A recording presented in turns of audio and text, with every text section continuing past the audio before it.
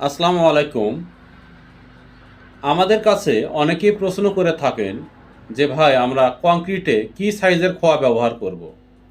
এই প্রশ্নের উত্তর হলো যে আমরা এমন সাইজের খোয়া বা এগ্রিগেট ব্যবহার করব যেন ন্যূনতম পরিমাণ সিমেন্ট ব্যবহার করে আমরা সর্বোচ্চ পরিমাণ শক্তির কংক্রিট তৈরি করতে পারি।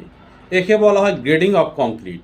আর গ্রেডিং অফ কংক্রিটে সকল আকারের উপস্থিতি থাকতে হবে, মানে বিভিন্ন সাইজের কণার উপস্থিতি থাকতে হবে।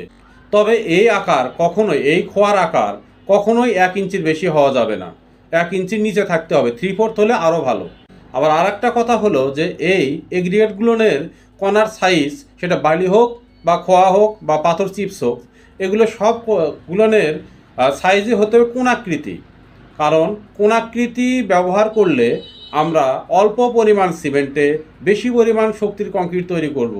আর যদি পাতলা বা গোলাকার এগ্রিগেট আমরা ব্যবহার করি তাহলে সেম শক্তির কংক্রিট তৈরি করতে সিমেন্টের খরচ বেশি হবে। আর এই জন্যই আমরা 3/4 সাইজের কোণাকৃতি আকৃতির খোয়া বা পাথর চিপস আপনাদেরকে ব্যবহার করার জন্য সাজেস্ট করে থাকি। এবং মোটা দানার বালির সঙ্গে অল্প পরিমাণ চিকন দানার বালি মিশ্রণ করে ব্যবহার করার পরামর্শ দিয়ে থাকি। আর বালি হিসেবে অবশ্যই গর্তের বালি সবচেয়ে উৎকৃষ্ট। গর্তের বালি না পাওয়া গেলে আমরা সেক্ষেত্রে নদীর বালি ব্যবহার করতে পারি। তবে সমুদ্রের বালি কোনো অবস্থাতেই ব্যবহার করা যাবে না, কারণ সমুদ্রের বালির ভিতরে প্রচুর পরিমাণ লবণ থাকে। এটাকে 100% নিষেধ করা হয়েছে। নির্মাণ কাজে সমুদ্রের বালি কোনো অবস্থাতে ব্যবহার করা যাবে না। তো আপনারা ভালো থাকবেন, সুস্থ থাকবেন। আসসালামু আলাইকুম।